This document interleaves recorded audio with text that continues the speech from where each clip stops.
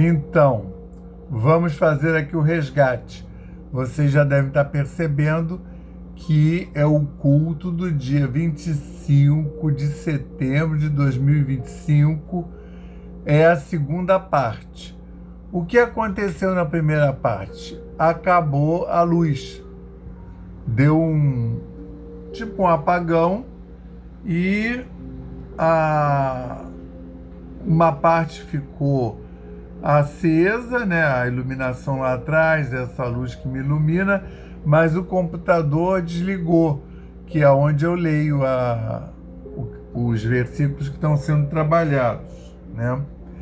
Eu noto que de uns tempos para cá tem estado muito difícil fazer esse culto, porque acontecem coisas o tempo todo, né?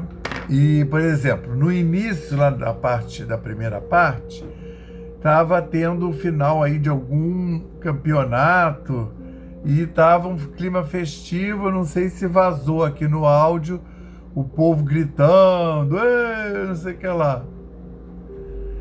Não sei se vazou, né? Tava tendo o final de um jogo.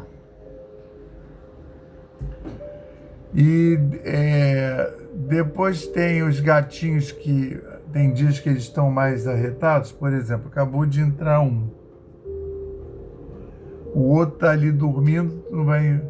Mas esse um que entrou, ele vai querer sair daqui a pouco. E tem todas essas coisas adversas. Mas eu agradeço por ter voltado, e o computador, vocês sabem, quando desliga assim de repente, é muito problemático, né? Às vezes dá problema sério. Mas vamos continuar, que é o culto do dia 25, segunda parte, de setembro de 2025, e é o capítulo 18 de Lucas, versículos 24 a 30, que o pastorino intitulou Dificuldade dos Ricos, tá? Então vamos continuar. Eu chamava atenção para o fato de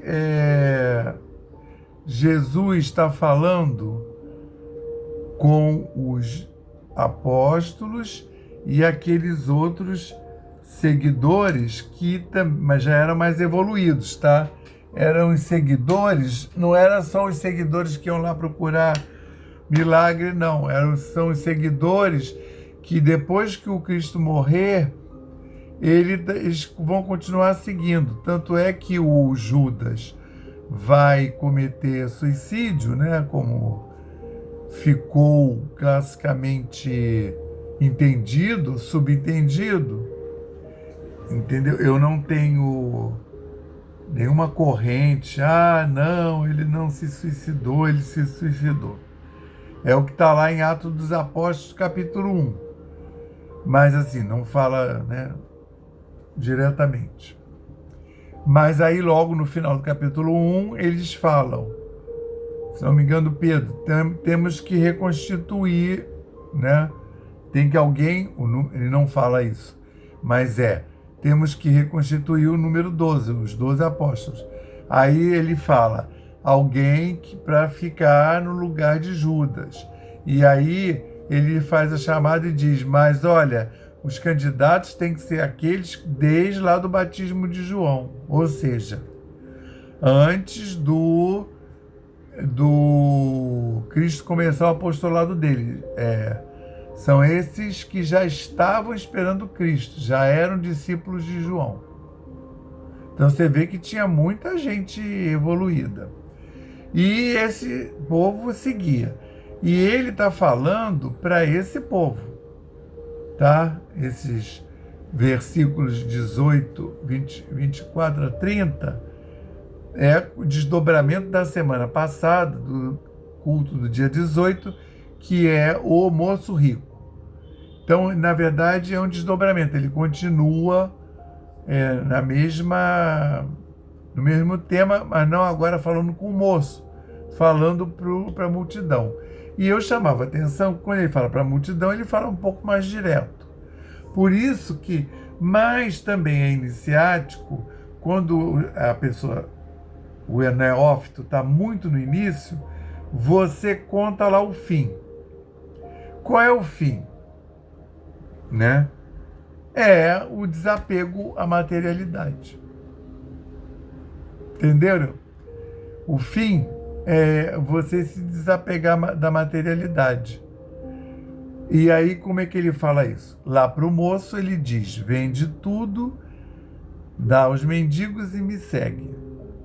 Aqui ele fala o quê? Para que as pessoas deixem tudo, né? O nome é dificuldade dos ricos. Claro, quanto mais você tem, mais difícil vai ser de abrir mão.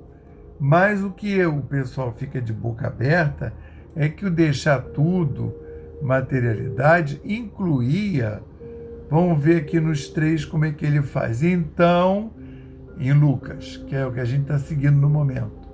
Então ele disse-lhes: em verdade vos digo que ninguém há que abandone casa, ou esposa, ou irmãos, ou pais, ou filhos, por causa do reino de Deus, que não receba muito mais nesta oportunidade e na vida imanente, e a vida imanente no éon vindouro. Deixa eu fechar aqui. Aqui, em Marcos, disse Jesus: em verdade vos digo, ninguém que tenha deixado casa, ou irmão, ou irmãs, ou mãe, ou pai, ou filhos, ou terras, por minha causa e por causa da boa nova, que não receba agora, nesta oportunidade, o cêntuplo de casas, e irmãos, e irmãs, e mães, e filhos, e campos, com perseguições, e no éon vindouro a vida imanente. O que ele está dizendo aí? Ele está falando que, na verdade, se desapegar da vida material é tudo. Lá para o garoto ele falou só das coisas materiais, de vender e dar para os mendigos. Mas é claro, lá eu chamava atenção, que ele não está falando isso literalmente, porque senão você ia ter um problema social. Você que vendeu tudo, deu para os mendigos, ia para a mendicância e iria lá ficar dependendo de pessoas. A questão não é essa. A questão é você se desvincular da matéria, se desvincular desse vínculo material na sua relação com o material. É na hora que você começa a colocar o espiritual em primeiro lugar. É na hora que você começa a ter tempo para o espiritual, a você pensar no espiritual 24 horas por dia. Como? Agindo dentro do espiritual, né? Orai e vigiai. Significa que você está prestando atenção nisso 24 horas por dia. Entende? Ó, manifestações luminosas. É o gato passando na frente do refletor. E aí você vai prestar atenção nisso. Tá vendo o que eu digo? Tem dias que eles estão mais arretados. Aí. É o que eu digo.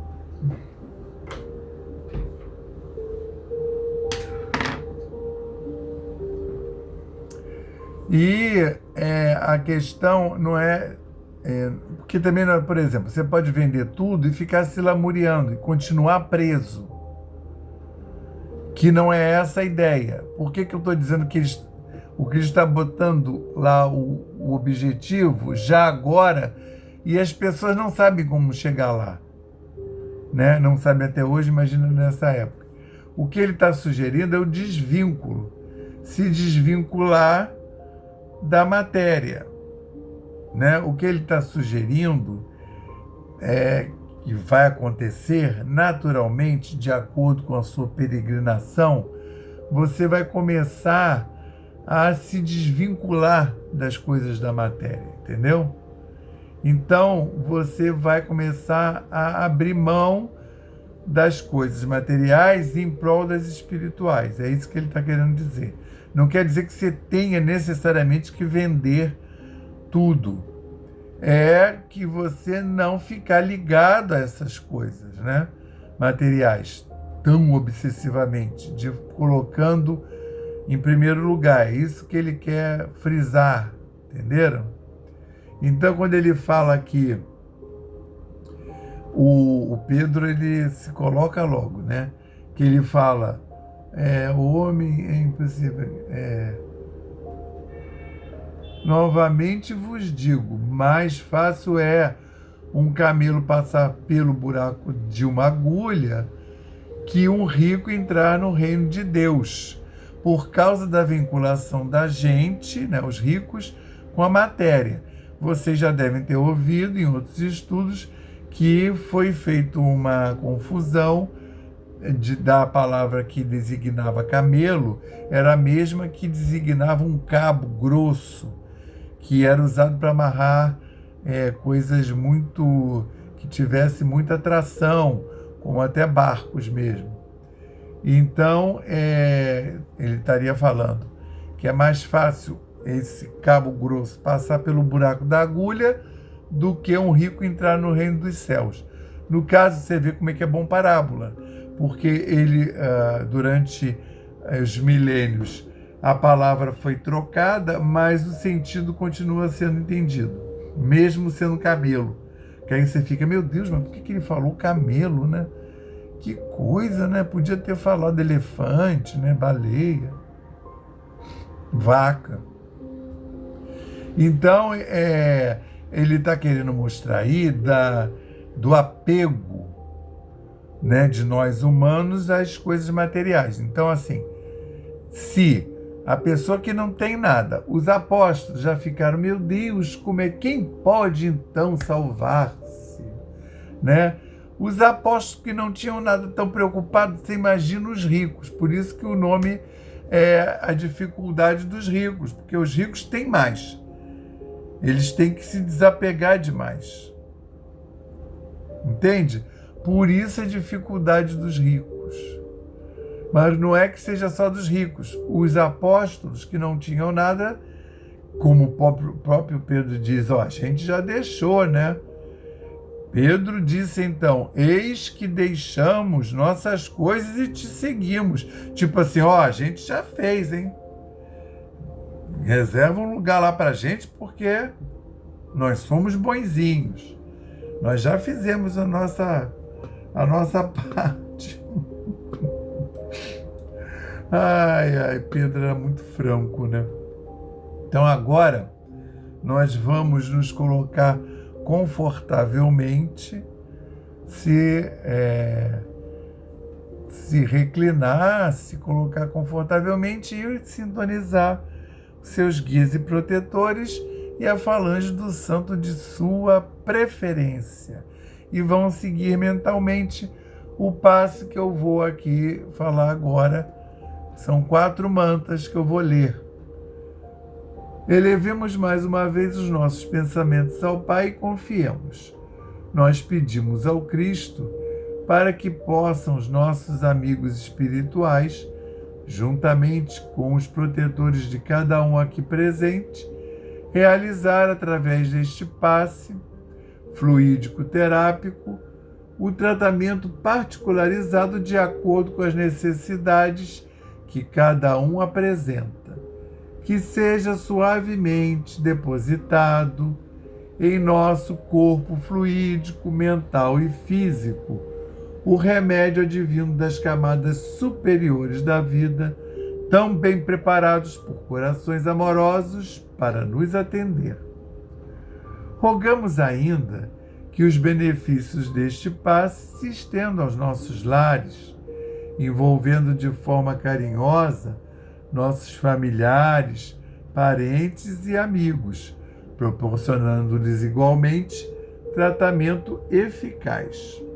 Intimamente, pedimos forças para desenvolver em nós coragem, discernimento, paciência e bom ânimo em nossa lida diária, nos colocando agora na posição de receptores abertos à boa influência do alto, alentando a nossa consciência de que somos seres oriundos e viventes no universo de Deus.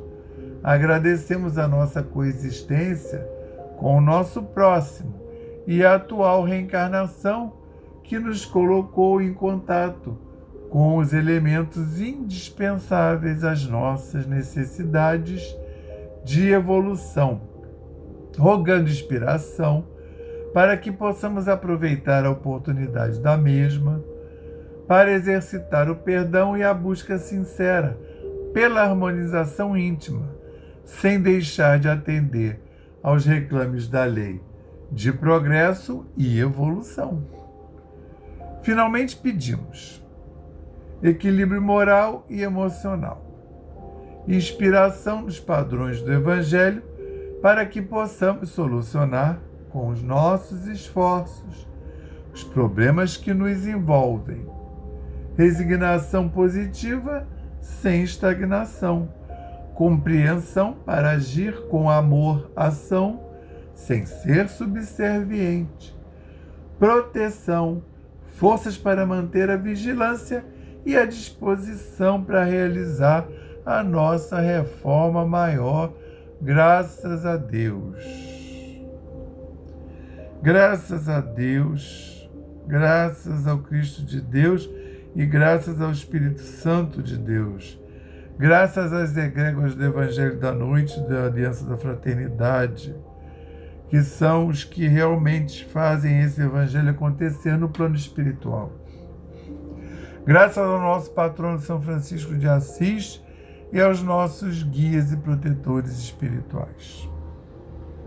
Queremos agradecer mais esse culto, esses minutos que tivemos juntos, esses minutos que passamos em contato com a espiritualidade superior, recebendo-a em caravana em nossos lares.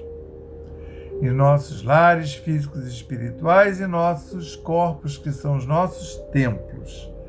Senhor Jesus, sanitiza os nossos lares e os nossos templos, reenergiza e reharmoniza essas instâncias da vibração.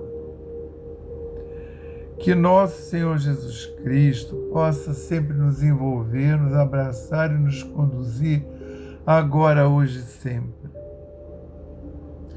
Que nós possamos, Senhor, estar sempre em contato com essa espiritualidade superior. Que possamos, nosso Senhor Jesus Cristo, estarmos reunidos, envolvidos, sintonizados e amparados. Queremos mandar um quanto de luz para a Gaia, o planeta Terra, para essa humanidade encarnada e desencarnada, para todos os líderes espirituais, encarnados e desencarnados, para que sejam amparados, envolvidos e conduzidos nesses momentos cruciais da humanidade. Nos dois lados, né, encarnados e desencarnados.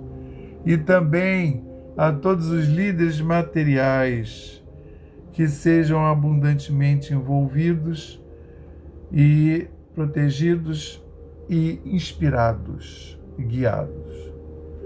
Que esses homens que estão à frente de grandes conjuntos de matéria e etnias possam ter a palavra mais acertada, a ação mais acertada. Agora nós vamos fazer 30 segundos de silêncio para podermos colocar as nossas demandas.